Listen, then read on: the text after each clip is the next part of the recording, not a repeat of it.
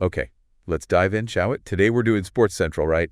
And we're heading straight to Pakistan for this one, Sounds good. where the excitement is, like, palpable. The Champions Trophy is about to kick off, and we've got a front row seat Yeah, I love it. Cricket fever. to all the action. Well, not literally, but you know what I mean. Yeah. We've got two amazing sources to unpack. First, an article that's absolutely buzzing with all the anticipation surrounding the tournament in Pakistan. Right. And then, get this, a YouTube video of, like, this super passionate Pakistani fan. Oh, wow. No. Even if you're not a diehard cricket fan, stick with us. You're going to get a glimpse into, like, the heart and soul of the sport, especially in, the context of Pakistan and India. I think that's what's so fascinating about these sources, right? They really capture that passion. Yeah, totally. So let's start with that article.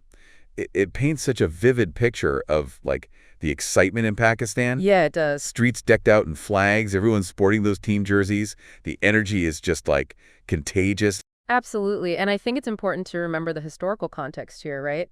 Pakistan hasn't hosted the Champions Trophy in 28 years. Wow, 28 years. Imagine an entire generation growing up without experiencing this on their home soil. I mean, that's huge. That's a really long time. And now they finally get to... Exactly. So this isn't just a tournament. It's like a homecoming. Right. And that brings us to our YouTube fan, right? Yeah. This guy is, like, the embodiment of that excitement. Oh, absolutely. His joy just leaps off the screen. He practically bursts out of the screen. He even says, I love this quote, "The tournament is good for Pakistan, good for cricket lovers." Yeah, that's great. Really highlights the unifying power of sports, doesn't it? Like, it brings people together regardless of, well, anything. It transcends boundaries. It's beautiful. Absolutely. But there's a touch of sadness, too, isn't there? He's disappointed that India isn't participating. Yeah, definitely. He feels like India's presence would have added another layer to the event, like a chance for friendly rivalry and maybe even like some bridge building.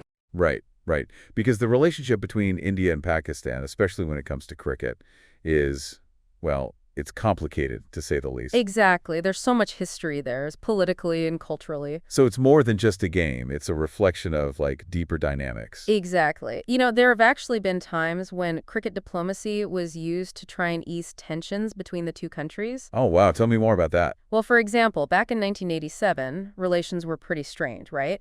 But then the Indian Prime Minister attended a cricket match in Lahore, Pakistan. Oh, wow. It was seen as, like, this huge gesture of goodwill, and it actually helped open doors for further diplomatic talks. It's amazing how a sport can become, like, this powerful symbol, right? Yeah, a catalyst for change, almost. Totally.